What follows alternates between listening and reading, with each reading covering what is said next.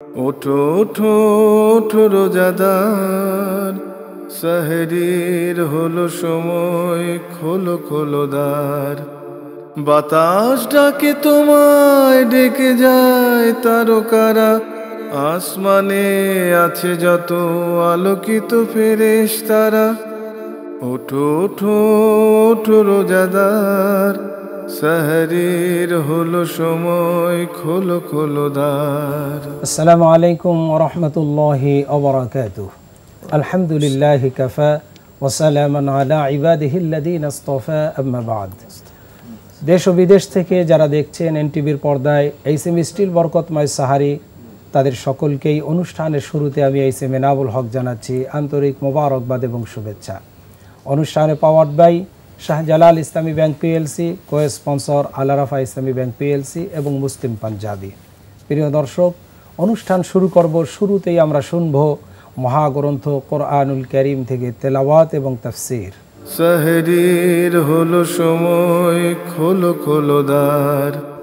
أعوذ بالله من الشيطان الرجيم. بسم الله الرحمن الرحيم.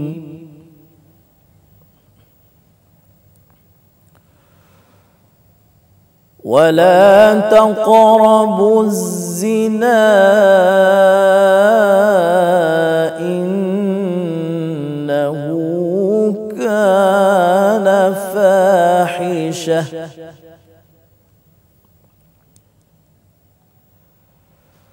وساء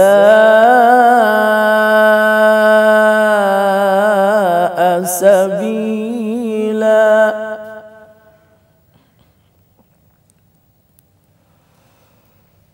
ولا تقتلوا النفس التي حرم الله إلا بالحق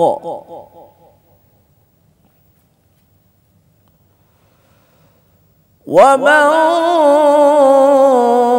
قتل مظلوما فقد جعلنا لوليه سلطانا فلا يسرف في القتل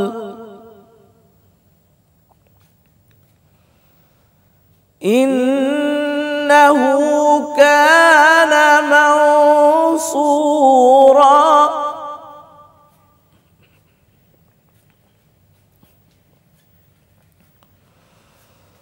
ولا تقربوا مال اليتيم إلا بالتي هي أحسن حتى يبلغ أشده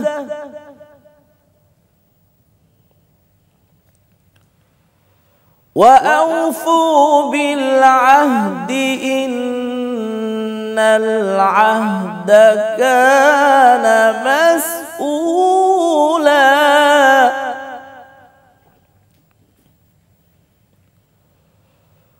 وأوفوا الكيل إذا كلتم وزنوا بالقسطاس المستقيم.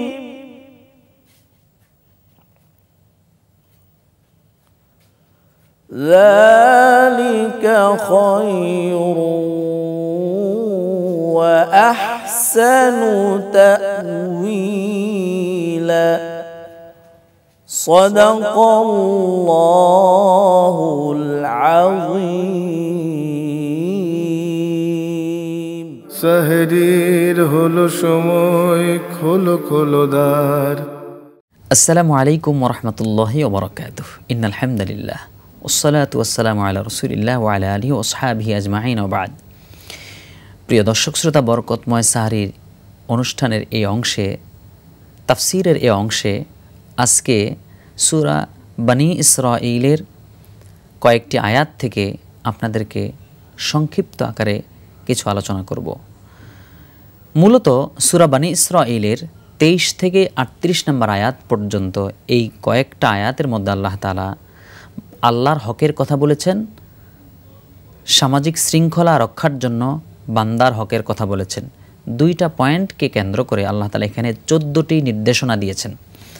কিন্তু আমরা আজকে সূরা বনী ইসরাঈলের 32 নম্বর আয়াত থেকে 35 নম্বর আয়াতের ভিতরে যেই কয়েকটি নির্দেশনা রয়েছে সেগুলো নিয়ে কথা বলবো। আল্লাহ তাআলা 32 নম্বর আয়াতের মধ্যে বলছেন, ওয়ালা তাকরাবুজ জিনা ইন্নাহু কানা ফাহিশাতাও ওয়া সাআ সাবিলা। আল্লাহ তাআলা এখানে বলছেন যে তোমরা জিনার নিকটবর্তী হয়েও না, ব্যভিচারের নিকটবর্তী হয়েও না। ইন্নাহু কানা ফাহিশা, এটা খুবই নিকৃষ্ট কাজ, ওয়া সাআ সাবিলা, এবং এটা একটা নিকৃষ্ট পথ। ওয়ালা তাকতুলুন নাফসাল্লাতী হাররামাল্লাহু ইল্লা বিল হক। আল্লাহ তাআলা বলছেন খবরদার তোমরা অন্যায়ভাবে কোনো মানুষকে হত্যা করবে না, কোনো প্রাণীকে হত্যা করবে না। ওয়ামান কুতিলা মাজলুমান ফাকাদ জাআলনা লিওয়ালিয়িহি সুলতানান ফালা ইউসরিফ ফিল কতল ইন্নাহু কানা মানসুরা। কেউ যদি অন্যায়ভাবে হত্যার শিকার হয় তাকে তার প্রতিশোধ নেওয়ার জন্য সুযোগ দেওয়া হয়েছে, তবে এই ক্ষেত্রে সে যথেষ্ট সতর্কতা অবলম্বন করবে যাতে বাড়াবাড়ি হয়ে না যায়। যদি সে সঠিক নীতি অবলম্বন করে ইন্নাহু কানা মানসুরা, সে সাহায্যপ্রাপ্ত হবে। ওয়ালা তাকরাবু মালাল ইয়াতীম ইল্লা বিল্লাতী হিয়া আহসান। ওয়ালা তাকরাবু মালাল ইয়াতীম, আল্লাহ তাআলা বলছেন যে খবরদার তোমরা ইয়াতীমের সম্পদের কাছেও যাবে না, ইল্লা বিল্লাতী হিয়া আহসান হাত্তা ইয়াবলুগা আশুদ্দাহ, তবে ওই ইয়াতীম সে নাবালক থেকে বালেগ হওয়া পর্যন্ত, বুঝদার হওয়া পর্যন্ত তার যে দায়িত্ব তুমি পালন করবে তখন তুমি চাইলে সেখান থেকে কিছু গ্রহণ করতে পারো। ওয়া আউফু বিল আহদ, আর তোমাদের আরেকটা কাজ হলো তোমরা ওয়াদাকে রক্ষা করবে। ইন্নাল আহদা কানা মাসউলা, তোমাদের প্রত্যেকের অঙ্গীকার সম্পর্কে আল্লাহর কাছে জিজ্ঞাসিত হবে। ওয়া আউফুল কাইলা ইযা কিলতুম ওয়াজিনু বিল কিসতাসিল মুস্তাকিম। আল্লাহ রাব্বুল আলামিন এখানে বলছেন যে তোমরা যখন কোনো কিছু মেপে দেবে অথবা ওজন করবে, সঠিকভাবে ওজন করবে, মাপার ক্ষেত্রে ভালোভাবে মেপে দেবে। যদি দাঁড়িপাল্লা ওজন করো, সঠিক দাঁড়িপাল্লায় ওজন করবে। যালিকা খায়রুন ওয়া আহসানু তা'ওয়িলা, আর এটাই তোমাদের জন্য কল্যাণকর। আল্লাহ রাব্বুল আলামিন যে আয়াতগুলো রয়েছে এই আয়াতগুলোর মধ্যে এমন কিছু বিষয় বললেন যে বিষয়গুলো শুধুমাত্র একজন ব্যক্তি পর্যায়ে থাকে না। এখানে যেই বিধানগুলোর কথা আল্লাহ তাআলা বলেছেন এগুলো বেশিরভাগ ক্ষেত্রেই, সব ক্ষেত্রেই ব্যক্তিগত, পারিবারিক, সামাজিক অর্থাৎ সমষ্টিগত কিছু সমস্যার কথা, সমস্যার সমাধানের বিষয় আল্লাহ তাআলা এখানে কথা বলেছেন। সর্বপ্রথম যেটি তিনি বলেছেন ওয়ালা তাকরাবুজ জিনা, যে তোমরা জিনার নিকটবর্তী হয়েও না। এই আয়াতের তাফসিরের মধ্যে মুফাসসিরগণ এখানে এইভাবে ব্যাখ্যা করেছেন যে একদিকে তো জিনা করা হারাম, কারণ আল্লাহ তাআলা কোরআনুল কারীমে বলেছেন আয-যানিয়াতু ওয়াজ-যানি ফাজলিদু কুল্লা ওয়াহিদিম মিনহুমা মিআতা জালদা। জিনাকারী সে পুরুষ হোক অথবা নারী হোক, জিনা করার কারণে তাকে 100 বেত্রাঘাত করো, এটা কোরআনের বিধান। এখন জিনা করা তো একটা অপরাধ, কিন্তু আল্লাহ তাআলা এই আয়াতের মধ্যে বললেন ওয়ালা তাকরাবুজ জিনা, ব্যভিচারের কাছেও যেও না। তার মানে ব্যভিচার করার ক্ষেত্রে যেই উপকরণগুলো রয়েছে সেই উপকরণগুলোও যেন তোমরা স্পর্শ না করো, সেগুলোর কাছেও যেন না যাও। যেমন অশ্লীল গান, অশ্লীল কথাবার্তা, অশ্লীল লেখা, এরপরে অশ্লীল সিনেমা, অশ্লীল বিভিন্ন ধরনের উপকরণ বর্তমানে ইন্টারনেটের এই যুগে খুবই সহজলভ্য হয়ে গিয়েছে। আজকে আমাদের তরুণ সমাজ তারা হাতের নাগালে সব কিছু পেয়ে যাচ্ছে। আগেকার দিনে অশ্লীল কিছু দেখতে গেলে কোনো একটা হল রুমে যেতে হতো, কিন্তু এখন প্রতিটি ঘরই এক একটি হল রুমে পরিণত হয়েছে, প্রতিটি চায়ের দোকান এক একটি হল রুমে পরিণত হয়েছে। আজকে হল রুম আমরা আমাদের পকেটে নিয়েই ঘুরছি, অর্থাৎ আমরা চাইলেই আজকে যে কোনো সময় জিনার উপকরণগুলো আমাদের সহজলভ্য হয়ে যায়, যার ফলে আমাদের তরুণ তরুণী তাদেরকে আমরা বিপদগামী দেখতে পাচ্ছি। এই বিপদগামী হওয়ার কারণে অনেকে আত্মহত্যার পথ বেছে নিচ্ছে, অনেকেই অল্প সময়ে ঝরে যাচ্ছে, যেটি একজন বাবা মায়ের জন্য খুবই দুঃখজনক, কষ্টদায়ক, যন্ত্রণাদায়ক। এর চাইতে যন্ত্রণা আর কিছু হতে পারে না। এই জায়গাতে একটি চমৎকার দৃষ্টান্ত আমরা উপস্থাপন করব। রাসূল করিম সাল্লাল্লাহু আলাইহি সাল্লামের সামনে এক যুবক এসে আল্লাহর নবীর কাছে জিনা করার অনুমতি চাচ্ছে। কি ভয়াবহ কথা! সাহাবায়ে কেরাম সব খেপে গিয়েছে, তাকে এই মুহূর্তে আক্রমণ করবে, কত বড় সাহস তার! নবী করিম সাল্লাল্লাহু আলাইহি সাল্লামের সামনে এসে তার কাছে জিনার অনুমতি চায়, কত বড় অপরাধ! তখন নবী করিম সাল্লাল্লাহু আলাইহি ওয়াসাল্লাম যারা রেগে গেল তাদেরকে থামিয়ে দিলেন।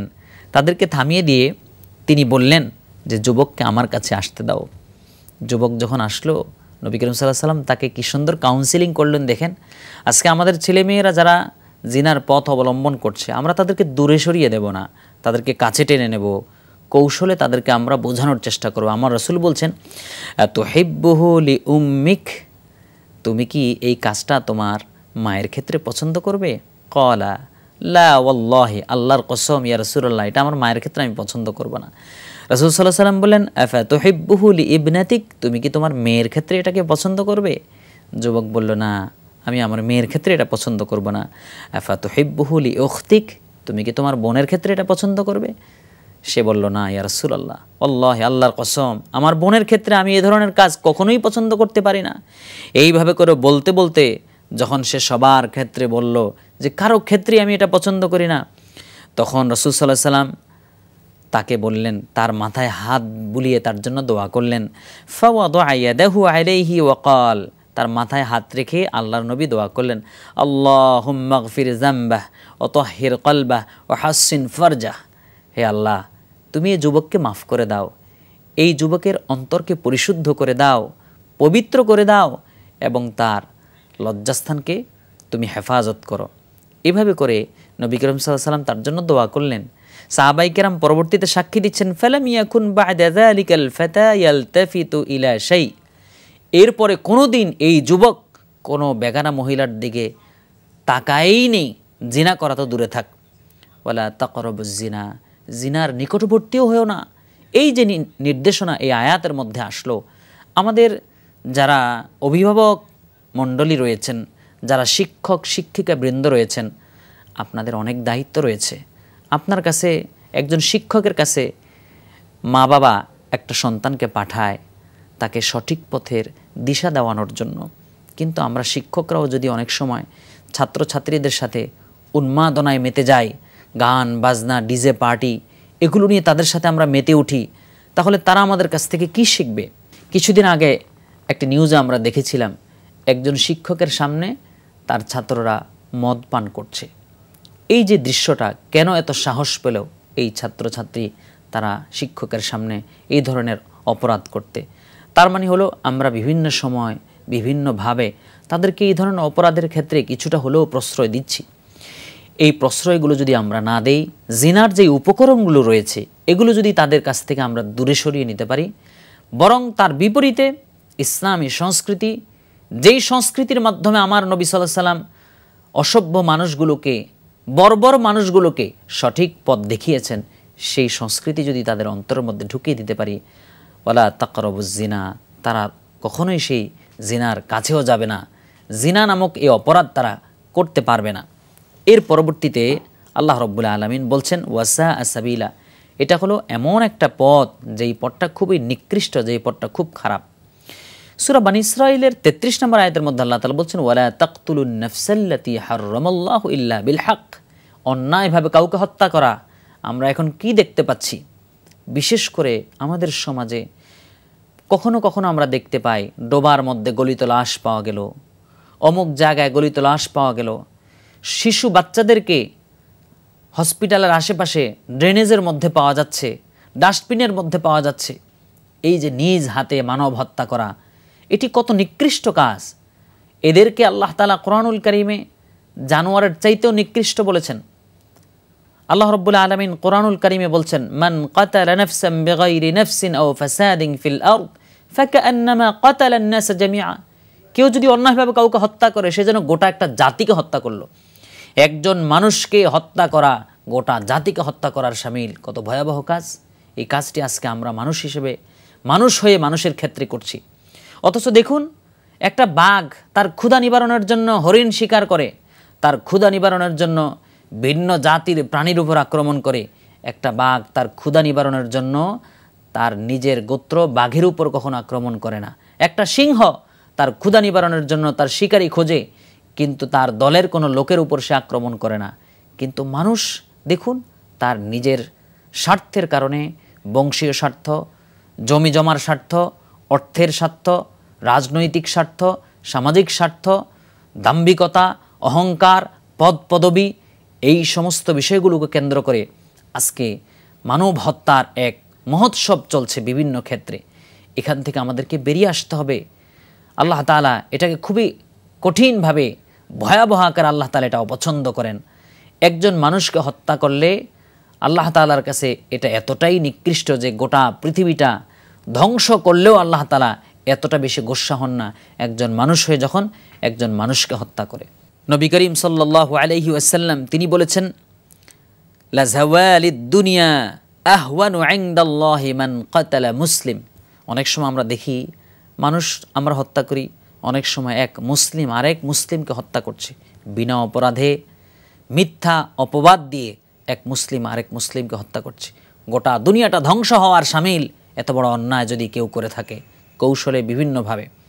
এর পরবর্তী আয়াতে আল্লাহ তাআলা বলছেন 34 নম্বর আয়াতে, ওয়ালা তাকরাবু মালাল ইয়াতীমি ইল্লা বিল্লাতি হিয়া আহসান। খবরদার, ইয়াতিমের সম্পদের দিকে তোমরা যাও না।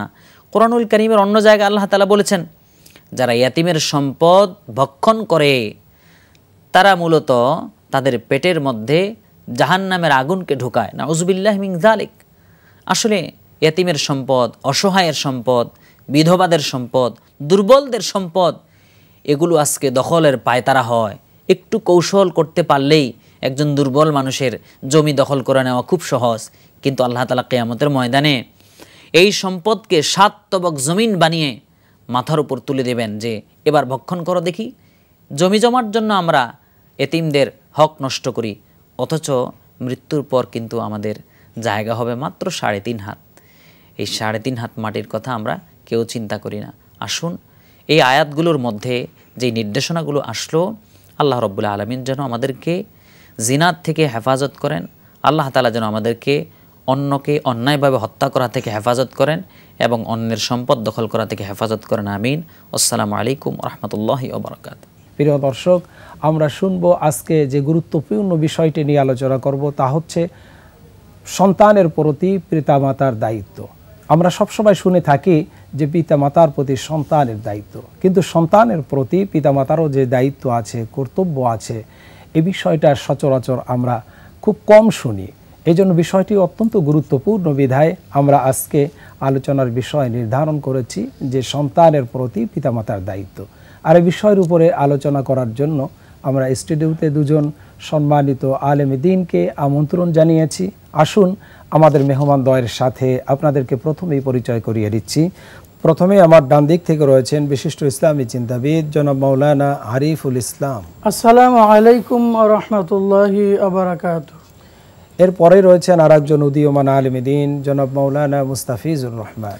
আসসালামু আলাইকুম ওয়া রাহমাতুল্লাহি ওয়া বারাকাতুহু। আমরা চলে যাচ্ছি আমাদের মেহমানের কাছে বিষয়টি নিয়ে আলোচনা করার জন্য। আমি প্রথমে মাওলানা আরিফুল ইসলাম সাহেব, আপনার কাছে প্রশ্ন হচ্ছে যে আমরা সবসময় শুনে থাকি যে পিতামাতার প্রতি সন্তানের দায়িত্ব, কিন্তু সন্তানের প্রতি পিতামাতারও যে দায়িত্ব আছে, কর্তব্য আছে, এই বিষয়টা আমরা খুব কম শুনি। এই জন্য অনেক সময় অভিযোগও আছে সন্তানদের পক্ষ থেকে যে আমাদের প্রতি আমাদের পিতামাতার যে দায়িত্ব কর্তব্য, এই বিষয়ে তো আপনারা কিছু বলেন না। তো এই বিষয়টা যে ইসলাম অত্যন্ত গুরুত্ব বহন করেছে যে সন্তানকে কিভাবে গড়ে তুলতে হবে, সন্তানের প্রতি দায়িত্ব কী রয়েছে, সন্তানের আস্তে আস্তে করে যে সন্তানের বড় হয়ে ওঠা, এই সময় ধাপে ধাপে যে সন্তানের প্রতি পিতামাতার যে দায়িত্ব আছে, এই বিষয়টা যদি আপনি দর্শকদের জন্য বলতেন। বিসমিল্লাহ, আলহামদুলিল্লাহ, ওয়াসসালাতু ওয়াসসালামু আলা রাসূলিল্লাহ। প্রথমে আল্লাহ পাকের শুকরিয়া আদায় করছি এবং এনটিভির পরিবারকেও ধন্যবাদ জানাচ্ছি যে আমাকে এই এনটিভিতে আলোচনা করার সুযোগ দেওয়ার জন্য। আমরা আজকে একটা গুরুত্বপূর্ণ বিষয় নিয়ে আলোচনা করছি, সেটা হচ্ছে যে পিতামাতারও কিছু দায়িত্ব কর্তব্য আছে সন্তানের প্রতি। কারণ আমি যদি আমার দায়িত্ব ঠিকভাবে পালন না করি, যদি নেক সন্তান রেখে যেতে না পারি, কিয়ামতের দিন আল্লাহ পাক কিয়ামতের দিন বলবেন যে রব্বানা আরিনাল্লাযাইনা আদাল্লানা মিনাল জিন্নি ওয়াল ইনস, সন্তানরাই বলবে আল্লাহ আমাদেরকে কারা বিপদগামী করলো, আমাদেরকে যারা দিন শিখায় নাই, দিনের পথে নিয়ে আসে নাই, তাদেরকে আমাদেরকে দেখিয়ে দিন, আমরা তাদেরকে পায়ের নিচে ফেলে অর্থাৎ অপমানিত করে অপদস্থ করে আমরা তারপরে দরকার হলে জাহান্নামে যাব, কিন্তু আমাদেরকে যারা দিন শিখালো না, ইসলামের পথে আনলো না, তাদেরকে আজকে দেখিয়ে দিন।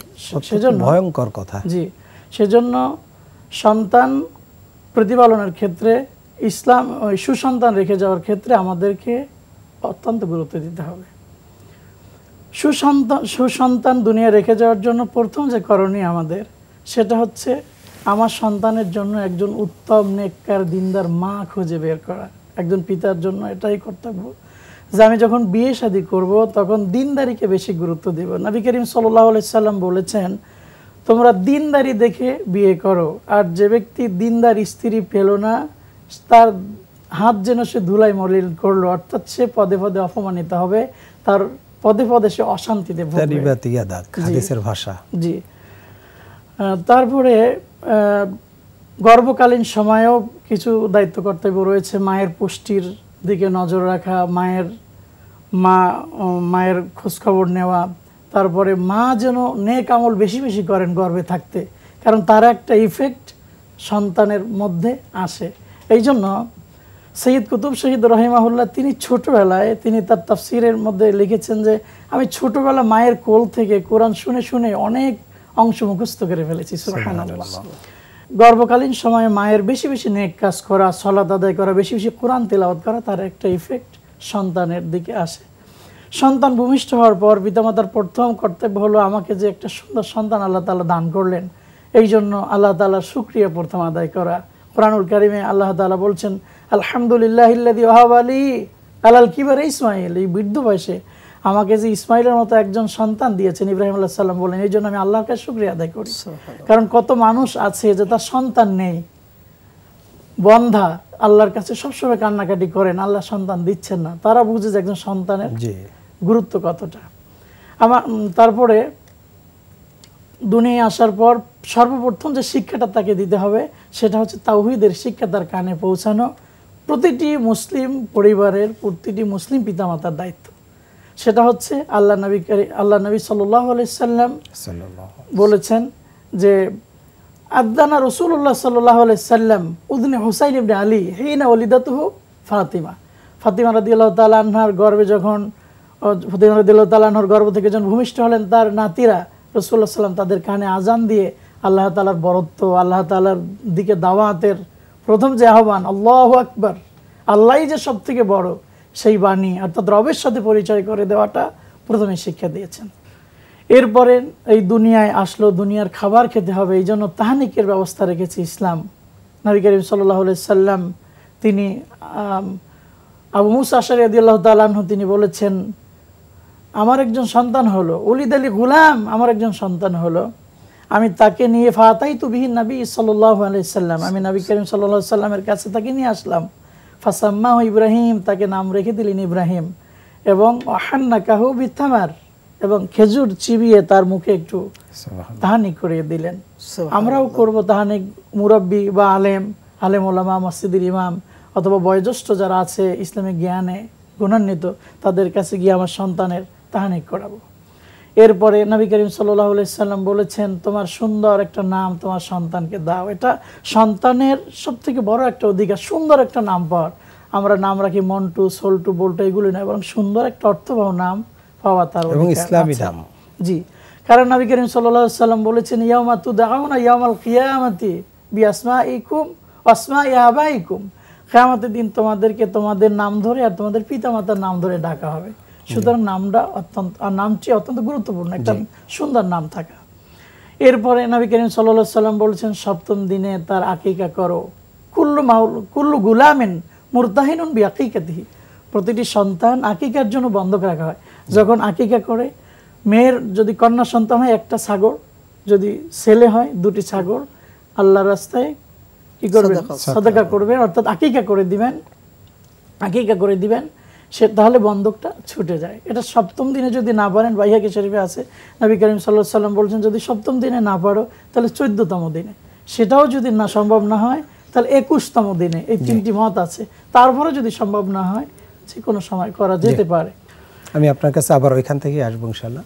আপনার কাছে জানতে চাই, উনি তো প্রাথমিক একেবারে জন্মলগ্ন থেকে বলেছেন, কিন্তু সন্তানের প্রতি পিতামাতার যে দায়িত্ব, এ ব্যাপারে সন্তান যখন আস্তে আস্তে করে বড় হতে থাকে, যেমন মানে কিশোর বয়সে যখন চলে আসে, শিশুকাল পার হয়ে যায়, এই শিশুকাল এবং কিশোর বয়সে সন্তানের যে চাহিদাগুলি, প্রাথমিক শিক্ষা, এরপরে সন্তানের শরীরের দিকে নজর করা, সন্তান কোন দিকে যাচ্ছে, কোনটা ভালো লাগতেছে, এইগুলি সন্তান কোন কাজটি করতেছে কিশোর বয়সে গেলে, এই বিষয়গুলি ভালো করে তদারকি করা, এইভাবে সন্তানের প্রতি কি দায়িত্ব আছে পিতামাতা? অত্যন্ত গুরুত্বপূর্ণ একটি জিজ্ঞাসা। একজন যোগ্য দায়িত্বশীল পিতা হিসাবে সন্তানদের খোঁজখবর নেওয়া, বিশেষ করে তাদের যৌবনের যে বিষয়টা, শিশুকালের পর থেকে শুরু করে একেবারে যৌবন পর্যন্ত একটা ছেলে এই সময় বেশি বিপদগামী হয়ে থাকে, ছেলে বা মেয়ে। তো এক্ষেত্রে একজন কিশোরে যখন পদার্পণ করে, জি, কিশোর বয়সে একজন যুবক যুবতী, ছেলে এবং মেয়ে, তারা পাপের কাজে বেশি লিপ্ত হতে পারে। তো এক্ষেত্রে একজন সচেতন অভিভাবক হিসাবে, গার্ডিয়ান হিসাবে একজন পিতা এবং মাতার অত্যন্ত গুরুত্বপূর্ণ ভূমিকা রয়েছে। যেমন রাসূলুল্লাহ সাল্লাল্লাহু আলাইহি ওয়াসাল্লাম সহিহ মুসলিমের 82 নম্বর হাদিসের মধ্যে বলছেন, বাইনার রজুলি ওয়া বাইনাশ শিরকি ওয়াল কুফরি তারকুস সালাহ। কাফের, মুশরিক এবং মুসলিমদের মধ্যে পার্থক্য হচ্ছে সালাত। অন্য হাদিসের বর্ণনায় রাসূলুল্লাহ সাল্লাল্লাহু আলাইহি ওয়াসাল্লাম বলছেন, একজন দায়িত্বশীল অভিভাবকের দায়িত্ব হলো 7 বছর থেকে তার সন্তানকে নামাজের তাগিদ দেওয়া। 10 বছর যখন বয়স হবে তখন তাকে প্রহার করে হলেও সালাতে অংশগ্রহণ করতে বাধ্য করা। সালাতই একমাত্র পারে ব্যক্তির জীবনে তার নৈতিকতা আরও উজ্জ্বল করতে। সালাতবিহীন একজন ব্যক্তি তার চরিত্রকে সচেতন, সুন্দর, স্বচ্ছ করতে পারে না। এজন্য সালাতের গুরুত্ব রয়েছে এবং একজন অভিভাবক তার সন্তানকে সালাত শিক্ষা দিবে, দিন শিক্ষা দিবে। দিনের মধ্যেই একমাত্র কল্যাণ। একজন যোগ্য অভিভাবক হিসাবে তার সন্তানকে নামাজের প্রতি তাগিদ প্রদান করা এবং প্রহার করে হলেও তাকে সালাতে অংশগ্রহণ করতে বাধ্য করা, অথবা তার বিছানাকে পৃথক করে দেওয়া। আমাদের সমাজে বর্তমান সন্তানদের দেখভাল না করার কারণে তারা মাদকের মতো খারাপ কাজের সাথে তারা সম্পৃক্ত হচ্ছে। আজকে আমরা দেখতে পাই যে সুশিক্ষা না থাকার কারণে, ইসলামে মূল্যবোধ না থাকার কারণে আমাদের সন্তানরা বিপদগামী হচ্ছে। এক্ষেত্রে একজন সচেতন অভিভাবকের দায়িত্ব হচ্ছে তার সন্তানকে ধর্মীয় শিক্ষায় শিক্ষিত করা। উদাহরণ হিসাবে আমরা বলতে পারি, আজকে আমাদের সমাজে অনেকে আছে সুপ্রতিষ্ঠিত সন্তান, যে সন্তানরা আমাদের সমাজে প্রতিষ্ঠিত ব্যবসায়ী, বিভিন্ন উচ্চ পর্যায়ে কর্মশীল ব্যক্তি তারা, অথচ তাদের পিতামাতা বৃদ্ধাশ্রমে রয়েছে। এই বৃদ্ধাশ্রমে যাওয়ার পিছনে সবচাইতে বেশি ভূমিকা তার নিজেরই, কারণ সন্তানকে যোগ্য সন্তান হিসাবে সে গড়ে তুলতে পারেনি। প্রাথমিকভাবে ইসলামী শিক্ষাগুলি তার সামনে দেয়নি। মুসলিম হিসাবে মানে সবচাইতে গুরুত্বপূর্ণ শিক্ষা হচ্ছে ইসলামের মৌলিক যে শিক্ষাগুলো সেগুলো শেখানো। যেমন রাসূলুল্লাহ সাল্লাল্লাহু আলাইহি ওয়াসাল্লাম বলছেন, খায়রুকুম মান তাআল্লামাল কুরআন ওয়া আল্লামা। উত্তম শিক্ষা হচ্ছে কোরআন শিক্ষা দেওয়া। কোরআন থেকে বিমুখ হওয়ার কারণেই আজকে এই সন্তান তার পিতামাতাকে বৃদ্ধাশ্রমে রেখে আসছে। ফরিদাতুন আলা কুল্লি মুসলিমিন ওয়া মুসলিমাত। ইসলামের ততটুক পর্যন্ত এলেম তাকে শিক্ষা দিতে হবে যতটুক জানলে সে দুনিয়া এবং আখিরাতে মুক্তি পাবে। তো যোগ্য পিতা হিসাবে নিজেদেরকে দাবি করতে হলে অবশ্যই সন্তানকে কোরআন এবং সহিহ সুন্নাহ শিক্ষা দিতে হবে। কোরআন এবং সহিহ সুন্নাহ শিক্ষা না দেওয়ার কারণে আজকে আমাদের সমাজের পিতামাতারা অবহেলিত, তারা আমাদের সন্তানদের কাছ থেকে, তাদের হক থেকে তারা বঞ্চিত। আর অনেক ক্ষেত্রে আমরা দেখে থাকি আমাদের সন্তানরাও পিতামাতার অবাধ্য হয়ে থাকে। অথচ রাসূলুল্লাহ সাল্লাল্লাহু আলাইহি ওয়াসাল্লাম বলছেন, আলা উনাব্বিউকুম বিআকবারিল কাবাইর সালাসা। পৃথিবীর মধ্যে সবচেয়ে ঘৃণ্যতম 3টা পাপ বড় কাজ হচ্ছে ইন্না শিরকা লা যুলমুন আযীম, আল্লাহর সাথে শিরক করা, উকুকুল ওয়ালিদাইন এবং পিতামাতার অবাধ্যচারণ করা। এজন্য সন্তানকে যোগ্য সন্তান হিসাবে গড়ে না তুললে দুনিয়া এবং আখিরাতে আমাদেরকে লাঞ্ছনার শিকার হতে হবে। আল্লাহ তাআলা আমাদেরকে মাফ করুন, আমিন। আপনার কাছে পুনরায় আসতে চাই, যে এই যে সন্তানগুলিকে সুন্দরভাবে আপনারা বললেন যে প্রাথমিক শিক্ষাগুলি দিতে হবে, এই সন্তানের প্রতি দায়িত্ব কর্তব্য, সন্তানের যে অনেক প্রয়োজন হয় অনেক সময়, এই প্রয়োজনগুলি না মেটানোর কারণেও একটা সন্তান কিভাবে তার পিতার অ্যাবিলিটির উপরে তার প্রয়োজনটা মেটানো এদিকে যদি খেয়াল না থাকে, তাহলে এই সন্তান ও পিতামাতার প্রতি অনেক সময় অসন্তুষ্ট প্রকাশ করে, বন্ধু বান্ধবের সাথে মিলে বিপদগামী হয়ে যায়, বিভিন্ন কারণে বিপদগামী। উনি একটা উল্লেখ করেছেন যে মাদকাসক্ত হয়ে বিপদগামী হয়। এভাবে আজকাল অ্যান্ড্রয়েড মোবাইল ফোন আছে, এই মোবাইল ফোনের মাধ্যমে বিভিন্ন খারাপ কাজের দিকে ধাবিত হয়। এই বিষয়গুলি যে দায়িত্ব কর্তব্য সন্তানকে পর্যবেক্ষণ করা, নইলে কিয়ামতের দিন যে দায়িত্বশীল হিসাবে জবাবদিহি দিতে হবে, এই বিষয়ে আপনি কি বলবেন? অত্যন্ত গুরুত্বপূর্ণ কথা বলেছেন। আসলে এটা অত্যন্ত গুরুত্বপূর্ণ। আমরা খুবই ব্যথিত হই যখন দেখি আমাদের কলিজার টুকরা ছেলে মেয়েগুলি বিপদগামী হয়ে যাচ্ছে, তখন আমাদের খুব খারাপ লাগে। আসলে এটা প্রাথমিক যে শিক্ষা সেটা পারিবারিক শিক্ষা থেকে শুরু করতে হবে। আমি আমার সন্তানকে পরিবারে কি শিক্ষা দেই? পরিবারে যদি সুশিক্ষা থাকে, মা পিতামাতার আর একটা জিনিস আমরা লক্ষ্য করি, সেটা বলা অত্যন্ত দরকারি, আমাদের পারিবারিক কলহ, স্বামী স্ত্রীর মধ্যে কলহ। আমরা যারা মসজিদের ইমাম আছি তাদের কাছে অনেক এরকম কমপ্লেন আসে, স্বামী স্ত্রীর ঝগড়ার কারণে ছেলেমেয়েরা বিপদগামী হয়ে যাচ্ছে। অর্থাৎ তারা বাচ্চার কাছে বসে যখন নিজেরা মারামারি করবে, ঝগড়া করবে, তখন বাচ্চার মন মানসিকতার উপর একটা প্রেশার বসেই পড়ে।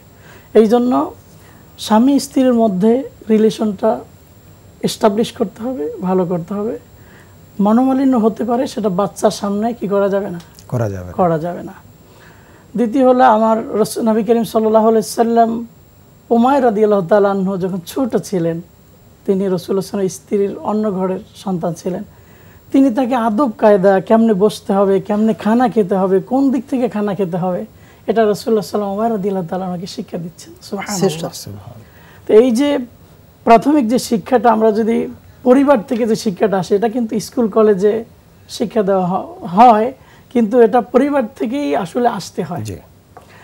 কারণ আমি সম্মান করব বড়দেরকে, এটা পরিবার থেকে আমরা শিক্ষা অর্জন করেছি। আমাদের মা বাবা আমাদেরকে শিক্ষা দিয়েছেন যে বড়দেরকে আপনি করে বলবা।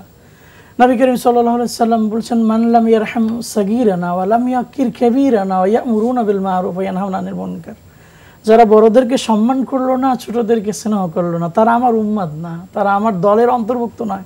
সুতরাং তাকে আদবটা আগে পারিবারিক থেকে শিক্ষা দিতে হবে। আরেকটা হলো, এই যে ইন্টারনেট, ফেসবুক, টুইটার, বিভিন্ন এখন মানে নষ্ট হওয়ার জন্য, পথভ্রষ্ট হওয়ার জন্য সব দিক থেকে আমার পথ পেতে আছে। শয়তানের সমস্ত পরিকল্পনা, সমস্ত আয়োজন সব আমার সামনে আছে।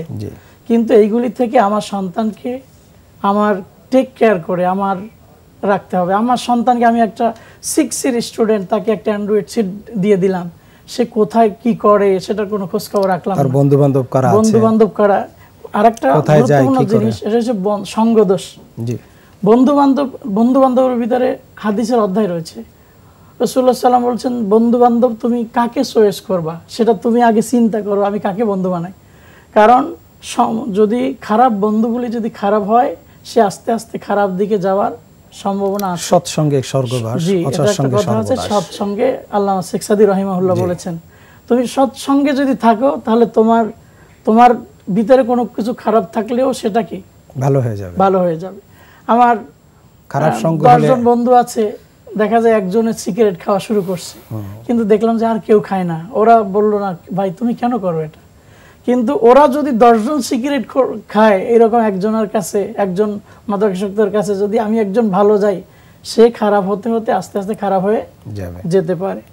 আর একটা জিনিস আমাদেরকে খুবই ভাবিয়ে তুলছে ইদানিং, আমরা যেটা পেপার, পত্রিকা, ইলেকট্রনিক্স মিডিয়ায় দেখি, সেটা হচ্ছে টিচার আমরা যাদেরকে দেই তারা আদর্শবান কিনা। টিচাররা মানে যাকে দিয়ে শিক্ষা দাও সে আসলে সেই আদর্শের উপরে আছে কিনা, ইসলামের উপরে আছে কিনা। আপনাদের দুজনকে অসংখ্য ধন্যবাদ জানাচ্ছি। প্রিয় দর্শক, আমাদের সময় একেবারে শেষ প্রান্তে চলে এসেছি।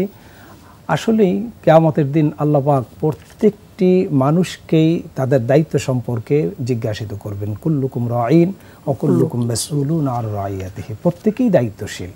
আর যার যার দায়িত্বের ব্যাপারে আল্লাহর কাছে জবাবদিহি করতে হবে। যেমন মালিক দায়িত্বশীল তার অধীনস্থদের ব্যাপারে, অধীনস্থরা দায়িত্বশীল তার মালিকের কর্মের গ্যারান্টির ব্যাপারে, ঠিক অনুরূপভাবে সন্তানের প্রতি পিতামাতা দায়িত্বশীল, তাদেরকে সন্তান সম্পর্কে জিজ্ঞাসিত করবে। অতএব প্রত্যেকটি পিতামাতা বা গার্ডিয়ান, অভিভাবক যারাই আছেন, শিক্ষক আছেন, বড়রা আছেন, তারা তাদের অধীনস্থদেরকে, তাদের নিম্ন স্তরের লোকদেরকে যে গাইড করবেন, এই গাইডের ব্যাপারে আল্লাহর কাছে জবাবদিহি করতে হবে। অতএব এই গাইডটা একেবারে সূক্ষ্মভাবে করা উচিত যে আমার সন্তানগুলি, আমার অধীনস্থরা কি করছে, কোন পথে চলছে, তাদেরকে কিভাবে আমি গড়ে তুলছি। এই বিষয়টি যদি আমাদের মাথায় রেখে আমরা আমাদের অভিভাবকত্ব করি, আমাদের সন্তানদের প্রতি দায়িত্ব পালন করি, তাহলে অবশ্যই সে সন্তান সুসন্তান হবে, এই আশা আমরা করতে পারি। আল্লাহ পাক আমাদের সকলকে আমাদের দায়িত্ববান হওয়ার তৌফিক দান করুন। এই আহ্বান রেখে আপনাদের সকলকে ধন্যবাদ জানিয়ে আজকের মতো বিদায় নিব, আগামী পর্ব দেখার আমন্ত্রণ জানিয়ে। তবে আমরা একটি ইসলামী সঙ্গীত শুনতে শুনতে বিদায় নিচ্ছি। আসসালামু আলাইকুম ওয়া রাহমাতুল্লাহি ওয়া বারাকাতুহু। সাহরির হলো সময়, খোলো খোলো দ্বার। আমার প্রিয় হযরত নবী কমলিওয়ালা, যাহার রোশনীতে দিন দুনিয়া উজালা। আমার প্রিয় হযরত নবী কমলিওয়ালা, যাহার রোশনীতে দিন দুনিয়া উজালা। যারে খুঁজে ফেরে কোটি গ্রহ তারায়, যারে খুঁজে ফেরে কোটি গ্রহ তারায়, ঈদের চাঁদে যাহার নামের ইশারা, গাথে যার মালা, বাগিচায় গোলাপ গুল গাথে যার মালা। আমার প্রিয় হযরত নবী কমলিওয়ালা। আউলিয়া আম্বিয়া দরবেশ যার নাম, খুদার নামের পরে জপে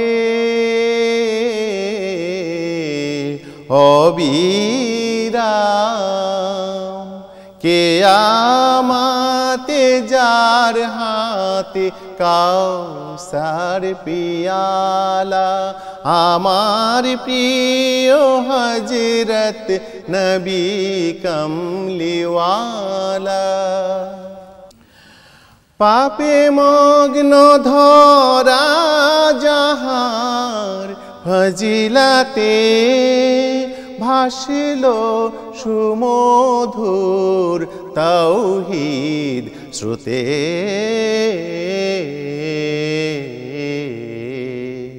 পাপে মগ্ন ধরা যাহার ফজিলাতে, ভাসিল সুমধুর তাওহীদ শ্রুতে। মহিমা যাহার জানেন এক আল্লাহ তাআলা, মহিমা যাহার জানেন এক আল্লাহ তাআলা। আমার প্রিয় হযরত নবী কমলিওয়ালা, যাহার রোশনীতে দিন দুনিয়া উজালা। আমার প্রিয় হযরত নবী কমলিওয়ালা।